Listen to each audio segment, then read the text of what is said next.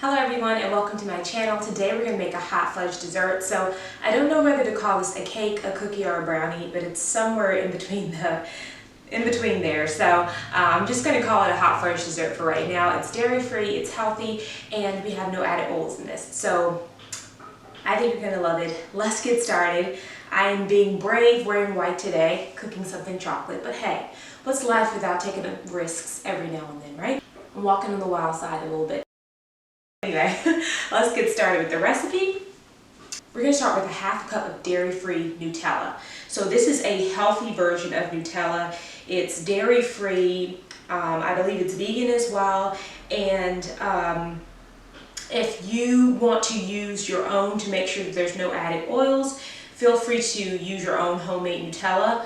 And if you really are in a pinch, you probably could sub with some nut butter and cocoa powder mixed together.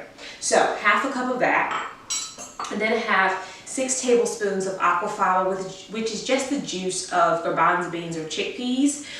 Same thing, but it's just the juice of that, and it acts almost as an egg replacer. So, the thing about aquafaba is that I'm using it in this recipe because I'm leaning towards more of like a cake texture. And aquafaba not only acts as an egg replacer, but it makes your baked good really soft, and gives you that softness that you would get from using eggs. So that's why I'm using aquafaba here, because like I said, I would say this is like a hot fudge pudding cake, but it's like my version, because the regular version of hot fudge pudding cake is totally different. But that's what I would probably call it, a hot fudge pudding cake, something of that nature. So anyway, just mixing this together, and this is going to break down the nut butter and just make it more creamy, and it's going to help with the textures and everything like that. 1/4 cup of cocoa powder, and I like to use the dark, extra rich cocoa powder. It just helps with the color of the dessert. I'm going to say this is close to about 2/3 a cup, maybe less, maybe like a heaping half of a cup of date. You can use date, coconut, or maple sugar, and just depending on how sweet your Nutella is will depend on how much sugar you use. So yeah, and we're gonna do now, mix the sugar and cocoa powder together.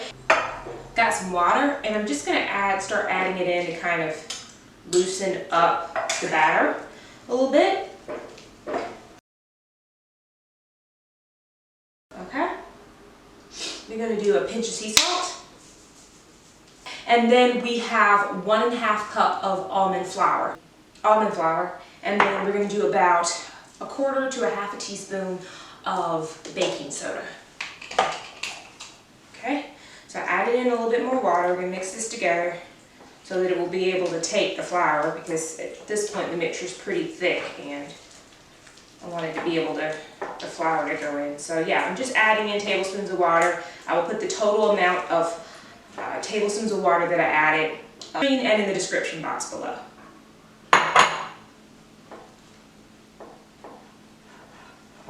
And we add in my baking soda. Adding the rest of the flour.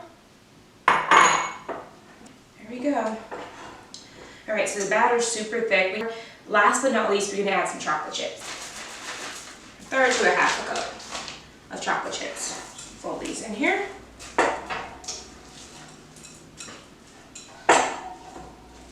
Add a little bit. So we did a total of 7 tablespoons of water. And you can go ahead and add that in when you add in the aquafaba, or you can add it in as you add in the flour. Whatever. I'm unorthodox with my cooking methods, so I don't always do things the traditional way. So, put this in the oven. Like I said, it's going to be anywhere between 20 to 15 minutes or so, because again, we want to dig into this, and we want to just get, we want it to be almost like it's underdone, almost, because we want it to be like chocolatey and fudgy and like pudding-like. So I'm going to go ahead and stick this in the oven, and we will be back in the oven. And I'm taking it out again, I'm taking it out at 15 minutes because I want this really ooey gooey.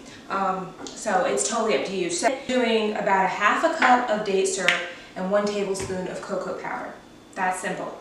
And what I'm going to do with the date syrup is I'm just going to heat it up in the microwave really quickly. You can do this on the stove top. Just want to kind of nuke it, just get it slightly warm so that we will have like a warm hot fudge sauce on the top.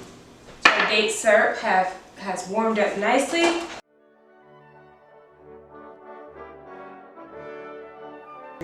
Just want to show you how good this, look at that. Look at that, guys. Quick note, you can make this in a pretty good standard size pan. I use 2 of like my smaller pans. You can use like a 10-inch skillet, or you can use like 2 6-inch skillets, and that will work as well. Haven't cooked it in a skillet, but I'm pretty sure it will work. Guys, I do apologize. There's the drilling in the background. That's what I woke up to actually, but anyways, I do apologize. Construction, can't help it. Let's pour. Look at this. Oh. This is just some of that fudge sauce.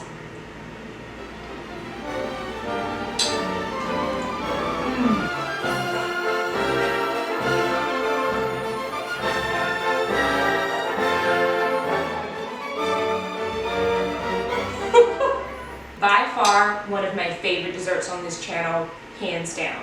It's decadent, it's rich. I mean, it's if you're a chocolate lover, you will love this.